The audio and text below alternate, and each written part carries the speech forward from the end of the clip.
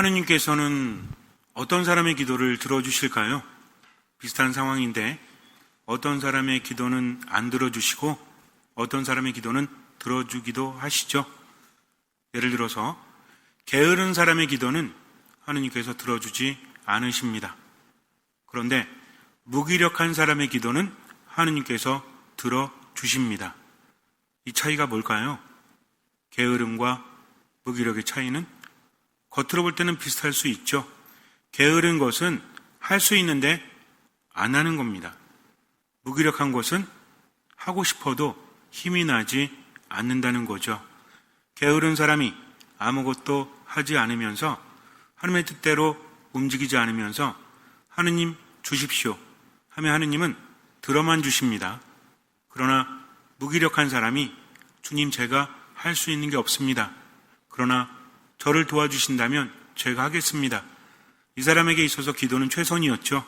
그러나 게으른 사람의 기도는 최선이 아니었다는 겁니다. 제가 여러분들에게 할 수 있는 만큼 보이는 만큼 말씀을 자주 드리는데 오해하시면 안 돼요. 아주 가볍게 보시면 안 됩니다. 때로는 가볍게, 때로는 무겁게 하다 보면 무거울 때도 있고 가벼울 때도 있어요. 이것을 깨닫는 사람은 분명히 하느님의 은총을 체험하게 됩니다. 그러니까 구분을 잘 하셔야 됩니다. 생각이 많아지면 안 돼요. 생각이 많아지면 부정적이 되니까 우리는 생각을 안 하고 살 수 없죠. 생각을 기도화시키면 됩니다. 어떻게 하면 되죠? 처음과 끝에 성호를 그으면 돼요. 간단하게. 성호를 긋는 순간 마음이 달라집니다. 기도는 묵상은 하느님과 함께 하는 거예요. 그래서 생각을 많이 하는 것보다 묵상을 많이 하자. 내 신세는 왜 이 모양 이 꼴이지? 라고 한다면 신세 한탄이죠. 이건 생각입니다. 근데 성호를 긋는 거죠. 성부와 성자와 성령의 이름으로 아멘. 주님, 제 인생 왜 이따입니까? 라고 시작해도 돼요. 달라집니다. 그러니까 생각 많이 하지 말고 하느님과 대화를 해라. 혼잣말 하지 말고요. 대화하세요. 그러면 정신건강에 이로울 뿐만 아니라 깨달음을 얻게 된다는 거죠. 그러면서 무엇이 좋은지를 점점 알게 됩니다. 수준 높은 삶을 살아가게 된다는 거죠. 그래서 생각보다는 뭘 하자? 묵상을 하자. 시작은 뭡니까? 처음과 끝에 성호부터 긋는 거예요. 그러다 보면 발전하게 되어 있기 때문에. 사람은 왜 힘들죠? 여러분들은 왜 힘드십니까? 어려운 일이 많이 있어서, 힘든 일이 많이 있어서, 물론 힘든 일이 있기 때문에 힘든 거지만 선택을 해야 되기 때문이죠. 그런데 선택을 확신을 가지고 할 수 없기 때문입니다. 잘 모르니까 내가 이 선택을 하면 과연 옳은 걸까? 과연 옳지 않은 걸까? 기준이 없잖아요. 개인적인 관계부터 일이나 공적인 일까지 모두 선택을 해야 돼요. 하지만 확실하지 않기 때문에 우리는 힘든 겁니다. 그래서 뭘 좋아해요? 확실한 것을 좋아하고 흔들리지 않는 것을 좋아하죠. 흔들리지 않는 것을 기대하면서 자기는 흔들리고 있죠. 이게 문제예요. 나는 끊임없는 사랑받기를 원합니다. 그러나 본인은 끊임없이 사랑하지 않아요. 이래서 삶의 문제가 생기는 겁니다. 어쨌든 한 가지를 얻게 되면 삶이 탄탄해질 수 있는데 그것은 과연 무엇일까요? 탈무드에 이런 얘기가 나옵니다. 배를 타고 사람들이 가는데 장사를 하는 사람들이었어요. 저마다 자신의 부를 자랑합니다. 우리는 다 자기애를 가지고 있죠? 자기애, 아이 말고 자기애 가지고 있잖아요. 그래서 나를 드러내는 것을 좋아하지 않습니까? 사랑받는 것도 마찬가지잖아. 내가 사랑받기를 원하죠. 내가 자랑하기를 원합니다. 인정받기를 원한다는 거죠. 이게 나쁜 게 아니에요. 근데 결국 뭔가를 내세워야 될 거 아니에요. 처음 본 사람들입니다.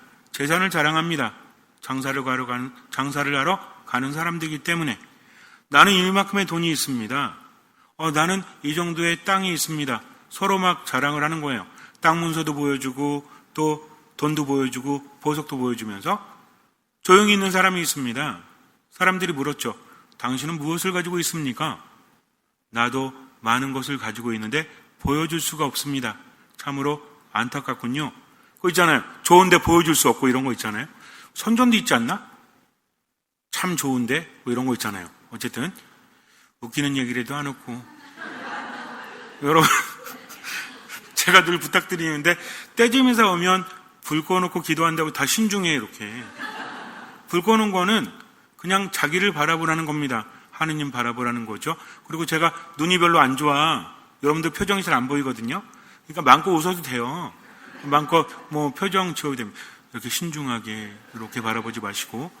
어쨌든 이 사람이 말했어요. 사람들은 비웃었죠.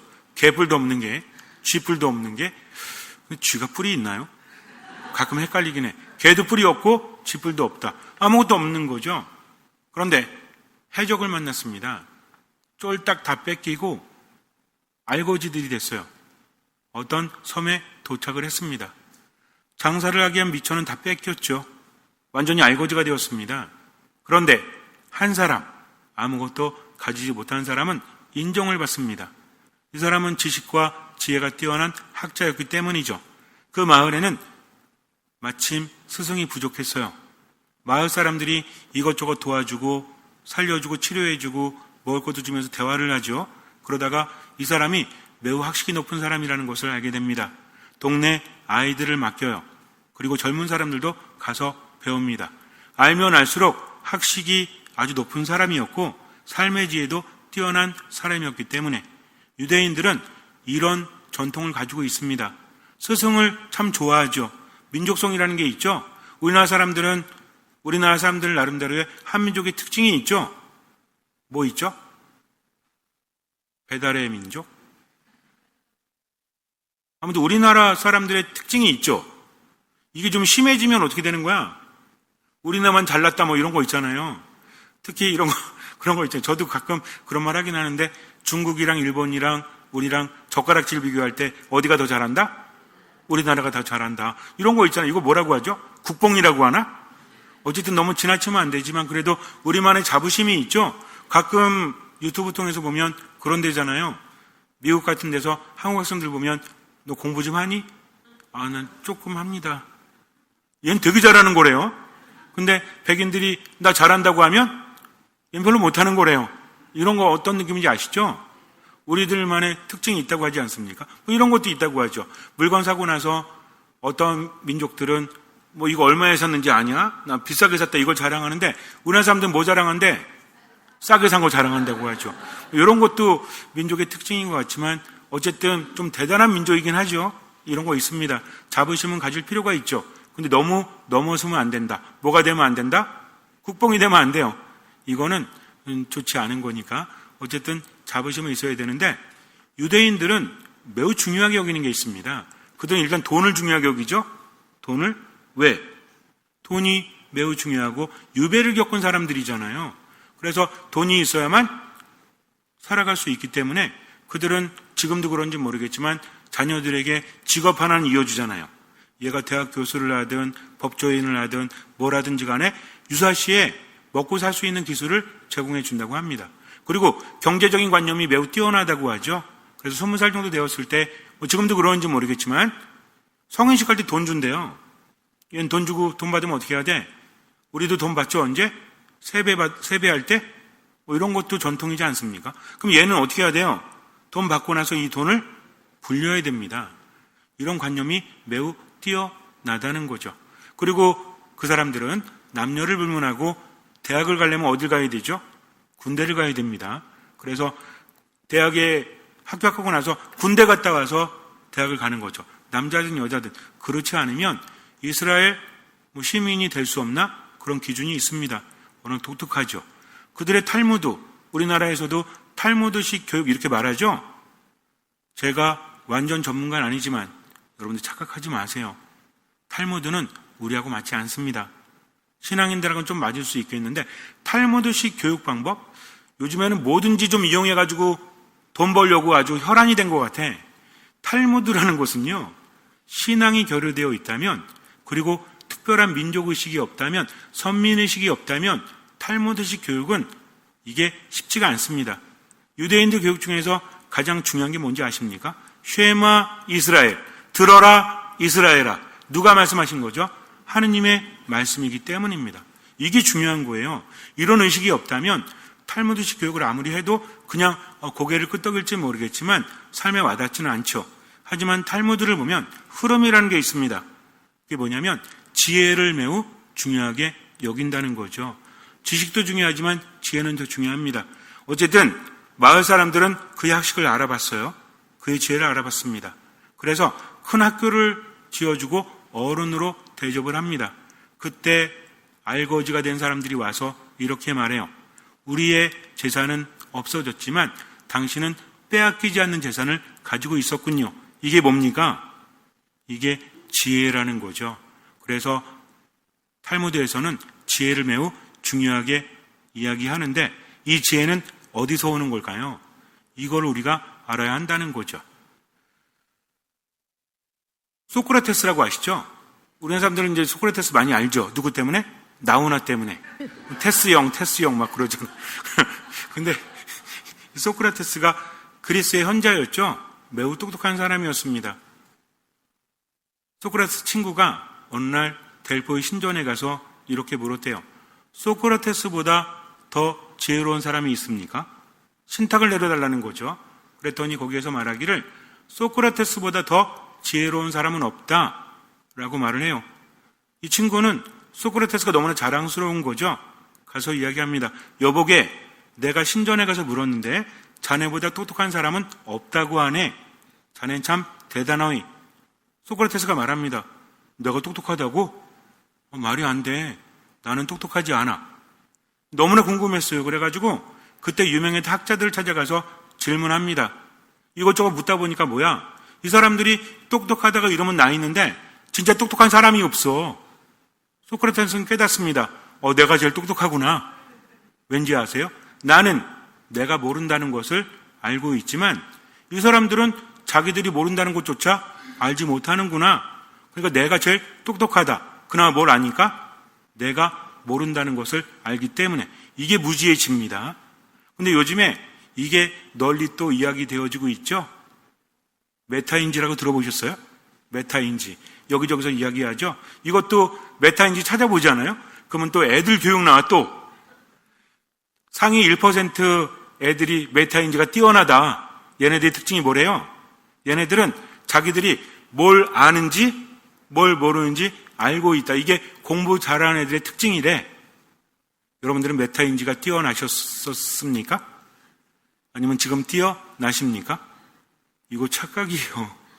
메타인지라는 말은 원래 인지 위에 있는 것, 생각 위에 있는 겁니다. 좋을 수도 있고 안 좋을 수도 있다는 거죠. 예를 들어서 이런 거 있잖아요. 어떤 생각이 들었어요. 이 사업하면 성공할 것 같아. 하자! 라는 생각이 들죠? 그러고 나서 어때요?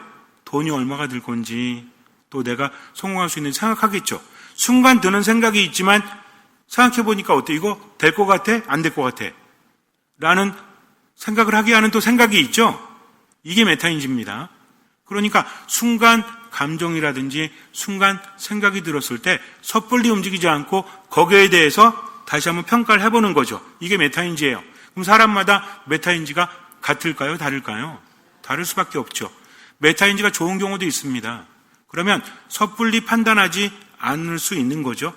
더 긍정적으로 생각해 볼 수 있죠. 감정적이지 않을 수 있습니다. 근데 문제는 뭐죠? 메타인지가 잘못되면 뭘 부려요? 고집을 부립니다. 새로운 것을 받아들이지 않는다는 거죠. 그렇기 때문에 메타인지 자체가 좋다 나쁘다라고 말할 수 있는 게 아니라 올바른 메타인지는 좋은 거지만 그렇지 않은 것은 그렇지 않다는 겁니다. 근데 어떤 게 좋은 거고 어떤 게 안 좋은 건지 알 수 있을까요? 우리는 이용하는 걸 좋아해요. 그래서 메타인지 학습법, 메타인지로 부자 되는 법 이런 책들은 많이 있더라고요. 근데 정작 메타인지가 무엇인지는 우리가 곰곰이 생각해 봐야 한다는 거죠. 인간이 힘든 이유는 무엇이 없기 때문에? 지혜가 없기 때문입니다. 제가 내린 결론이지만 훌륭한 메타인지는 지혜라는 거죠. 그러나 지혜가 결여된 메타인지는 오히려 인간을 망쳐놓을 수도 있다. 그럼 지혜로운 사람이 되어야 될 거 아니에요? 지혜는 어디서 옵니까? 이게 가장 중요한 거죠. 지혜는 무엇일까요? 알게 해주고 깨닫게 해주고 판단하게 해주는 겁니다. 옳은 길로 이끌어 준다는 거죠. 솔로몬이 대답 잘 하셔야 돼요. 답은 지혜가 아닙니다. 솔로몬이 하느님께 뭘 청했더니 나머지도 다 받았어요. 네 음절이에요. 답은 지혜가 아닙니다. 하지만 지혜는 이것을 말합니다. 지혜만 아는 것과 이것을 아는 것은 완전한 차이가 있죠. 이거 모르면 저를 모르시는 분이에요. 제가 얼마 전에 그 유튜브 채널의 이름을 바꿨죠. 뭐라고 바꿨습니다. 바꿨어요. 예. 자, 솔로몬은 하느님께 무엇을 청했을까요? 듣는 마음을 청합니다. 그냥 지혜라고 아는 것과 듣는 마음은 다르다는 거죠. 지혜는 혼자 생각할 수 있죠. 그 사람 안에 지혜가 있다라고 말할 수 있잖아요. 듣는 마음이라는 것은 혼자 생각할 수 없는 겁니다. 대상이 있다는 거죠. 누가 말을 해야 내가 듣는 거잖아요. 즉 누가 말씀하시는 거죠? 하느님께서 말씀하시는 겁니다. 내가 대단하기 때문이 아니라 하느님께서 대단하신 분이기 때문에 나는 맡길 수 있는 겁니다. 이게 믿음이라는 거죠. 내가 힘들고 괴로울 때 하느님을 찾는 겁니다. 하느님 안에 머무는 겁니다. 그분께 맡기는 거죠. 때로는 나의 방식이 아니라고 할지라도 하느님을 신뢰하면서 할 수 있는 만큼, 보이는 만큼, 그러나 어떤 마음으로? 듣는 마음으로 살아간다는 것은 하느님을 만나기 위해서 애를 쓰는 겁니다. 우리도 어떤 사람이 말을 들을 때는 어떻게 하죠? 직접 만나거나 또는 어때요? 혼자 생각하세요. 이렇게 띠띠띠띠띠띠 이렇게? 여러분들 누구 말 들으려면 어떻게 해야 돼요? 그렇죠. 만나든지 전화를 하든지 카톡을 하든지 이렇게 해야 될 거 아니에요. 우리도 하느님의 말씀을 들으려는 듣는 마음이 있다면 어떻게 해야 돼요?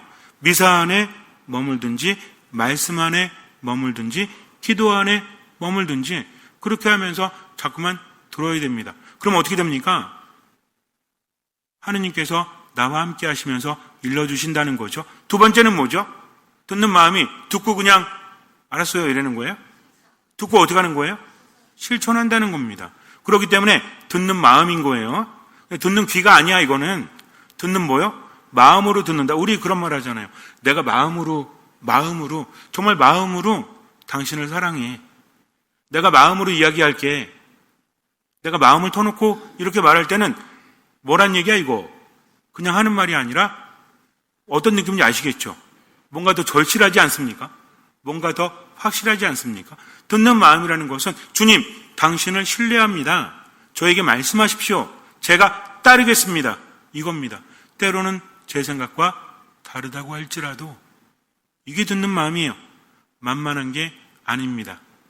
지혜서 저자는 우리에게 말해주고 있죠. 잠시 눈을 감으시고 한번 들어보세요.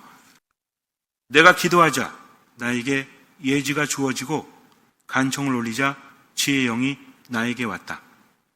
나는 지혜를 왕홀과 왕자보다 더 좋아하고 지혜에 비기면 많은 재산은 아무것도 아니라고 생각하였으며 값을 헤아릴 수 없는 보석도 지혜와 견주지 않았다. 온 세상의 금도 지혜와 마주하면 한 줌의 모래이고 은도 지혜 앞에서는 진흙처럼 여겨지기 때문이다. 나는 지혜를 건강이나 미모보다 더 사랑하고 빛보다 지혜를 갖기를 선호하였다. 지혜에서 끊임없이 광채가 나오기 때문이다. 지혜와 함께 좋은 것이 다 나에게 왔다. 지혜의 손에 헤아릴 수 없이 많은 재산이 들려 있었다. 지혜서 7장 7절에서 우리에게 말해주고 있죠. 무슨 얘기입니까? 지혜를 얻는 사람은 모든 것을 얻는다. 근데 지혜를 어떻게 얻었어요? 내가 기도하자 나에게 예지가 주어지고 간청을 올리자 지혜의 영이 나에게 왔다라고 이야기합니다. 즉, 뭐 했을 때? 기도했을 때, 간청했을 때 나에게 주어진다는 거죠. 그러니 우리는 뭐 합니까? 기도하는 거죠. 하느님께 간청하는 거죠. 그럼 어떻습니까? 하느님은 변치 않으시는 분이죠. 지혜라는 게 뭐예요? 지혜는 판별할 줄 아는 거죠. 그래서 어떤 사람이 세상에서 제일 지혜로웠다? 역사 안에서 어떤 사람이 가장 지혜로웠다? 있잖아요. 왜 이렇게 겸손하셔? 솔시, 솔로몬. 그래서 솔로몬 그러면 뭐 있어요? 판결했다. 이런 거 아시잖아요. 애기 데리고 와가지고 누가 진짜 엄마냐 이런 거 있잖아요. 이런 겁니다. 그래서 지혜라는 것은 아는 거예요. 이게 옳은 건지 이게 그른 건지 뭐 할 줄 아는 거예요? 판단할 줄 아는 겁니다. 분별할 줄 아는 거죠. 또 하나 무엇입니까? 지혜의 상징으로 여겨지는 게 있죠. 뱀이에요. 뱀. 뱀 무섭죠? 징그럽죠? 근데 뱀의 특징이 뭔지 아세요? 뱀은 잘 도망갑니다. 슥 하고 사라지잖아요. 뱀은 절대로 맞서지 않습니다. 미치지 않고서야. 웬만하면 도망간다는 거죠. 지혜는 무엇입니까? 도망갈 때와 맞설 때를 아는 거죠. 치고 빠질 때를 아는 겁니다. 그럼 삶이 얼마나 편안해질까요? 우리의 삶을 돌아보면 언제 힘들었어? 빠질 때 못 빠지고 칠 때 못 치니까. 그 두더지 게임 있잖아요. 두더지 게임. 두더지 게임 아세요? 요새 없는데 그 있잖아요. 이렇게 나올 때마다 망치로 두들기는 거. 근데 이거 실제로 사람이 하는 거 해보셨어요? 저 해봤거든요. 신학생 때. 들어가가지고 애들이 하니까 그 있잖아요. 선생님들이랑 신학생들이랑 이거 두더지 하는 거. 나만 때려. 근데 이게 아무 때나 나올 수 있는 게 아니라 이 약속이 있다니까, 음악에. 음악에 어떤 부분은 그건 나와야 되나. 근데 어떤 놈이 나만 쳐다보고 있는 거야. 그러니까 나올 때마다 쳐맞는 거죠. 이런 느낌 뭔지 아시죠? 우리 분명히 알고 있잖아요. 아, 내가 왜 판단하지 못했지? 내가 왜 알면서 그랬지? 근데 이거 왜 그래요? 메타인지가 후져서 그렇다니까. 이제는 그러니까 고정된 메타인지가 아니라 누구에게? 하느님께. 그래서 우리의 메타인지는 뭐다? 듣는 마음이다. 내 뜻대로가 아니라 하나님의 뜻대로. 무엇을 얻는다? 지혜를 얻는다. 오늘 지혜서와 솔로몬이 청한 것, 듣는 마음을 통해서 모든 것을 얻었죠. 하느님 뭐라고 하십니까? 야, 네가 돈을 청하지도 않고 명예를 청하지도 않고 장수를 청하지도 않고 네 적의 목숨도 청하지도 않았다. 지혜를 청했으니, 즉 듣는 마음을 청했으니 모든 것을 주겠다라고 했죠. 근데 솔로몬은 나중에 이 마음을 잃어버리죠. 쫄딱 망합니다. 우리도 마찬가지예요. 돈 좋죠. 명예 좋죠. 하지만 뭘 잃으면 안 돼요? 지혜를 잃으면 안 됩니다. 지혜가 있는 사람은 멋있어요. 지혜가 있는 사람은 있어 보여. 지혜가 있는 사람은 얼마나 단단한지 몰라요? 왜? 본인이 흔들리지 않기 때문이죠. 왜 안 흔들립니까? 잡고 있는 게 있으니까. 누굴 잡고 있는 거예요? 하느님을 붙들고 있다라는 거죠. 잠시 눈을 감으세요. 듣는 마음을 청하십시오. 지혜를 청하십시오. 때로 흔들릴 수 있어요. 하지만 하느님 그를 잡아주십니다. 인생을 살아가면서 정말 중요한 게 뭔지 아십니까? 무엇을 선택해야 될지, 무엇을 놓아야 할지 분별하는 마음이죠. 듣는 마음입니다. 때로는 두렵고 힘들어도 주님께서 하라고 하시면 하십시오. 주님이 멈추라고 하면 멈추십시오. 주님의 목소리를 알아야 되겠죠. 미사 안에 머무십시오. 말씀 안에 머무십시오. 기도 안에 머무십시오. 모든 것을 맡기고 지금 최선을 다하면서 할 수 있는 만큼, 보이는 만큼 주님의 뜻대로 살아가십시오. 듣는 마음으로. 주님께서는 그 믿음을 보시고 우리 삶에 놀라운 기적을 일으켜 주실 것입니다. 아멘.